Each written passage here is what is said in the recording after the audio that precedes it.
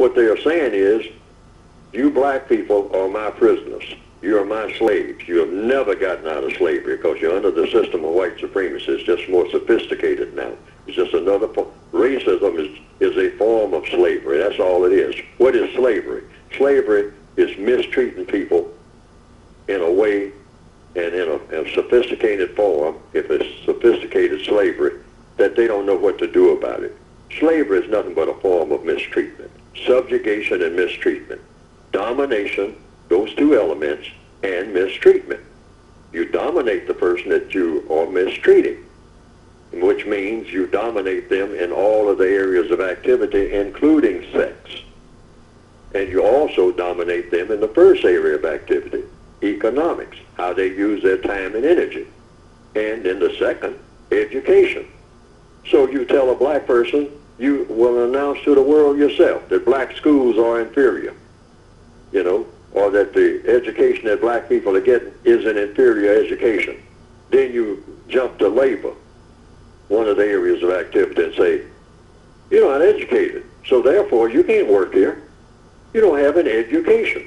Well, you don't have an education because you've already declared that the schools that you go to is inferior. You've already told the world that. So therefore, you got an inferior education. So when you come and look for a job, I mean, you're not qualified for the job. You can't go into the labor market because your education is inferior, which means by proxy, you're inferior in doing anything of constructive value. So now, you're going to have a baby. Now watch this now. You're going to have another baby, and you're not going to have a job because I'm not hiring you on a job without an education. And I'm going to see to it you don't have an education because I never straightened out the school system.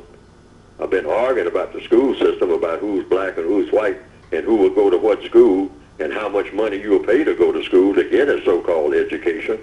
All right? Now you're going to have a baby on top of it without my authorization? I don't think so.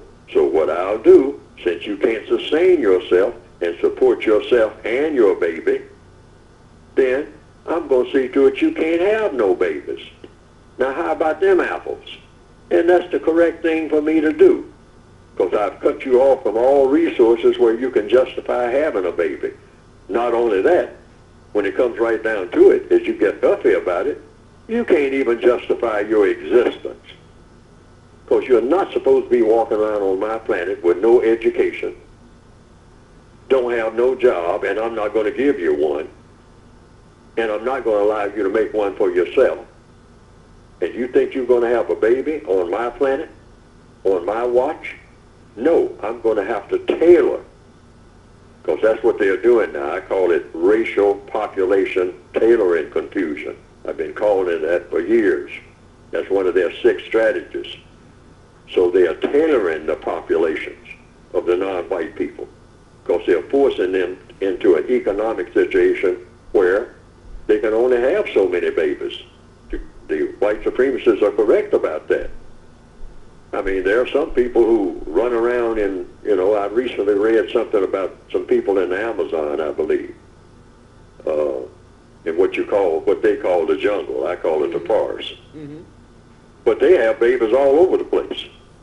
Just one right after another. And some of them die of what you call disease or natural causes and all like that. Right. But the females keep having them. But what do they have?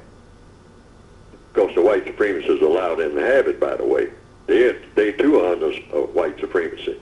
But on account of their primitive conditions, and that goes back thousands of years, and that's all they are used to, they can have unlimited babies because they're all going to be self-sustaining. That's the key. We're in an environment where the white supremacists will tell us, get an education and get a job, then they'll seal off the means by which you get either. And if a few black people seem to really want to get educated and don't give up on it, then what have they been doing in the last 15 or 20 years? They've been going up on what? The price of getting the education, knowing full well that your grandmother ain't got that kind of money, because that's who you're going to be dependent on. You're just out of high school. You're going to depend on your grandmother, your mother, your sister, and your father who's looking for a job and gave up on it because he can't get one. So now you get into a school and the tuition just keeps going up and up and up and up. When here in the Northwestern Hemisphere, there were a lot of black people who had dishwashing jobs but went to college. They were Pullman Porter's children who went to college. They weren't making a fortune, but they could at least get in some type of college. The white supremacists looked at that, say, we're getting too many educated black people here. How do we stop them from getting an education? Go up on the tuition. Hey, that's a no-brainer.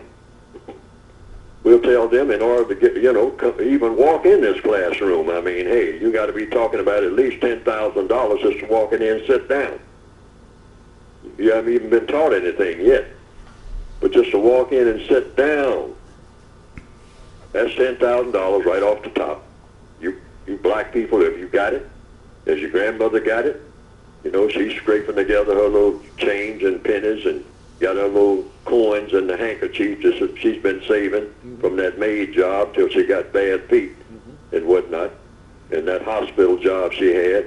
I mean, now she can't help you. Nobody can help you because we got it rigged so nobody can help you.